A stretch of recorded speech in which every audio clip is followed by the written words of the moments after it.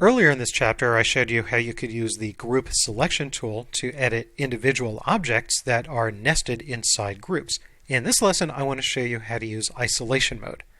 This file I have open is called Lightbulb, and you'll find it in the Chapter 6 folder of the project files. And if you click on it, you'll see it is a group of objects. You can try moving it around.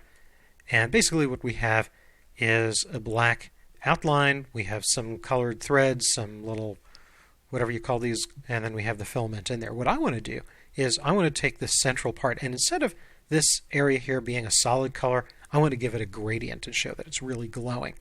So put your mouse pointer right on the yellow area, double click, and you see we're in isolation mode, and you can see what's going on up here. Now if you click, you see you have the entire light bulb without the rays. So let me just undo that. Command Z or Control Z in Windows, because I want to drill down one more step. Let's double click one more time on this yellow area. And now you can see here we are in a group that's inside a group that's inside the layer. And I'll click off it. And now you can see it's just that yellow part. Again, let me undo. I don't want to move it. So now let's apply a gradient. And I'll go over here to the gradient panel and bring up the gradient. Let me drag this over here. And also I want to apply color to the gradient, so let's go over here to the swatches panel and just tear that off. Now when you have this object selected, right now the gradient panel isn't doing anything, but if you click underneath the slider, you see now we have a gradient, but it's just plain old boring black to white. So click this white color stop, and maybe we'll apply yellow to that. So hold down the Option key on the Mac or the Alt key in Windows and keep the key held down when you click yellow. And now let's click this black color stop, and again hold down the Option key on the Mac or the Alt key in Windows and select red. So now we have a nice yellow to red, but we don't want this linear. That doesn't make a lot of sense. Let's go over here and change that to radial, but I really want red on the inside and yellow on the outside, so click this little box here and we switch. And maybe we want just a little bit of red, so I'll take this slider here, drag it a little to the left, because I want just a little bit of red in there.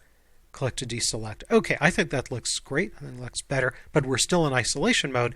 Now you can click on each individual group or layer one to get out one step at a time, but a faster way is just double click somewhere in the background, and now we're out of isolation mode completely, and now you can click one of the rays, one of the light rays, or click anywhere and move it around, and you see that's still a solid grouped object.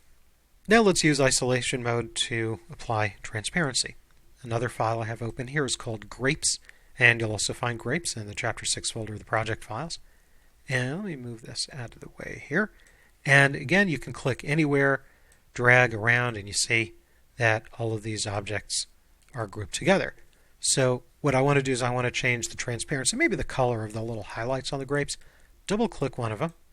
So you see we're in isolation mode, but now each grape is an object, each little highlight is an object. So now we have to select them individually. Just hold the Shift key down, and with the Shift key held down, click each individual one. So now I have all of the highlights selected, and maybe I'll go over here into the color panel, and I'll choose a different color. And since I have the gradient panel out, I'll just go to transparency, and instead of 100%, maybe I'll reduce that a little bit. 80%, maybe 70%. Okay, and again now I'm in, you can see up here I'm in a group that's nested. Double click on the page, and now you see the highlights are slightly different color, and I can click anywhere and drag them around.